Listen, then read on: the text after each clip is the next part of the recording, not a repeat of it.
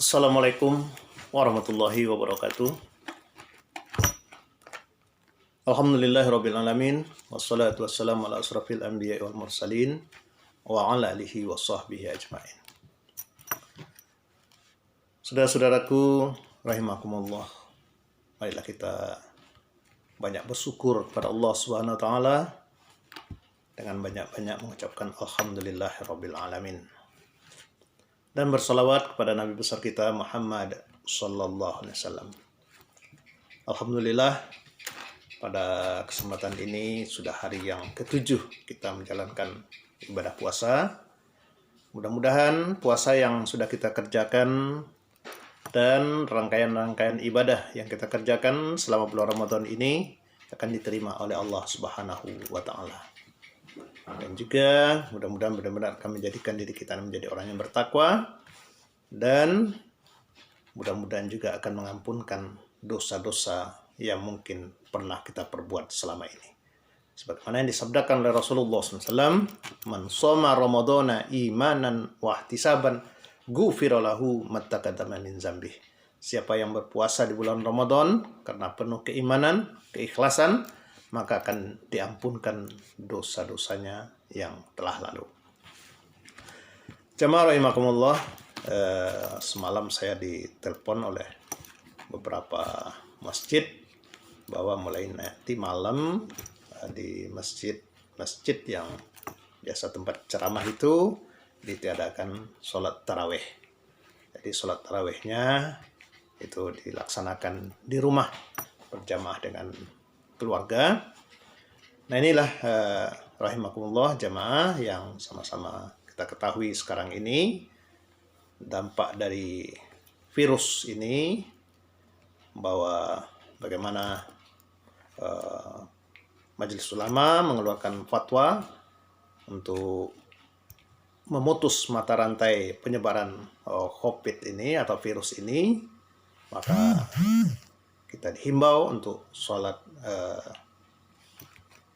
tarawihnya di rumah.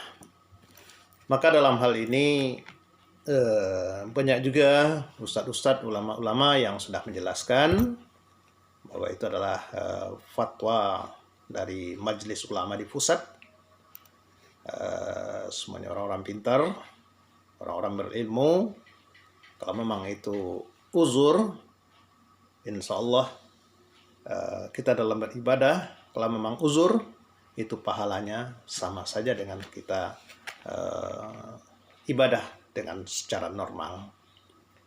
Misalnya, dalam kita berpuasa saja. Di dalam kita berpuasa ini, kita boleh tidak puasa di bulan Ramadan ini. Ya, misalnya seseorang yang sakit parah, kalau dia puasa bertambah sakitnya, itu boleh nggak puasa. Puasa di luar bulan Ramadan. Atau orang musafir dalam perjalanan, boleh dia tidak puasa. Maka dia akan berpuasa di luar bulan Ramadan. Nah, memang kalau secara perasaan, rasanya kok seperti apa kok puasa di luar Ramadan, tapi insya Allah pahalanya sama. Namanya uzur ya. Atau dalam kita mengerjakan sholat. Kita dalam perjalanan, yang tadinya sholat itu 4 rakaat, boleh kita kurang 2 rakaat. Sholat asar misalnya, kalau kita dalam perjalanan musafir, itu boleh kita kurangi jadi 2. Bahkan juga digabung. Sholat isya misalnya, boleh dikurangin jadi 2. Nah, kalau sholat maghrib ya enggak. Atau sholat subuh misalnya dikurangi 2, oh enggak boleh ya. Enggak ada itu. Tetap 2 rakaat kalau sholat subuh. Nah, mungkin kalau hanya kita memikir dalam perasaan, lah kok cuman biasanya 4 rakaat, kok cuman 2. Tapi bagaimana? Namanya uzur, itu pahalanya sama saja dengan kita sholat 4 rakaat.